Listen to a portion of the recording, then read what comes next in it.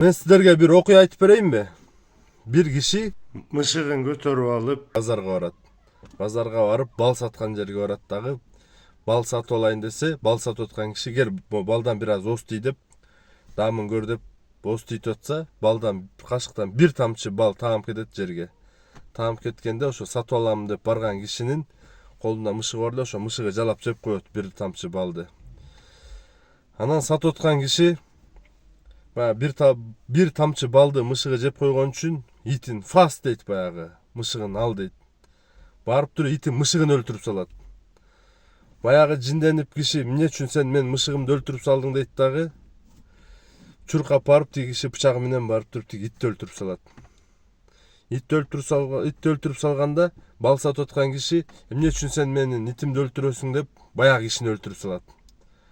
Баягы кишинин туугандары эмне үчүн сен биздин туугандарды өлтүрүп салдың деп тигинин туугандары чогулуп барып тиги кишини өлтүрүп салат. Анан тиги кишинин туугандары дагы келип туруп эмне үчүн сен биздикин өлтүрүп салдың деп анан ошол жерден эң чоң жаңжал чыгат. Мындай айтканда эки мамлекет согушам деп калат. Ошон үчүн бул фитна деген бар.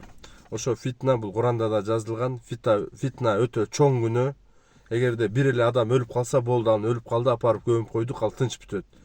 Фитна деген нерсе бул чоң мамлекеттер арасындагы, чоң уруулар арасында дагы, чоң улуттар арасында дагы бул чоң жаңжалга чыгып, көп кишилер урушуп, талашып, кырылышып кетиши мүмкүн, согуш болуп кетиши мүмкүн.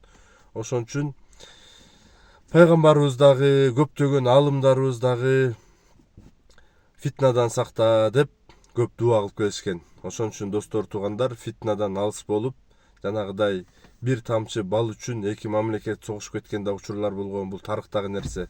Сиздер дагы жанагыдай бир провокацияларга алдырбай, кичинекей нерсени бир төөдөй кылбай, ошол биздин мамлекетибизде өзү стабилдүүлүк керек.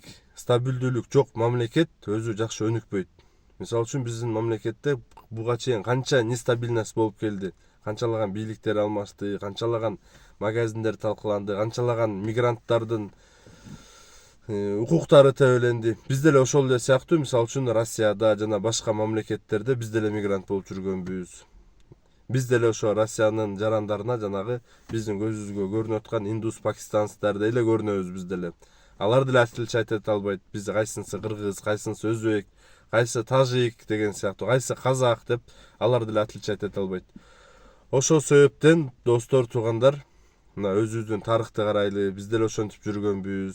Азыр деле досторубуз канча миллионго жакын четте миграция болуп жүрөт.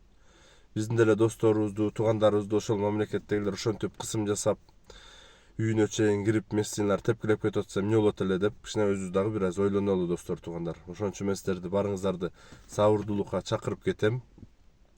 Сабырдуу бололу. Эгерде бир ушундайынан бир түшүнбөстүк болуп аткан болсо, бизде мыйзам бар. Биз мыйзамдуу өлкөдө жашайбыз. Атайын укук коргоочулар бар. Ошолорго кайрылып, ошол через мыйзамдуу түрдө чечкенди үйрөнөлү.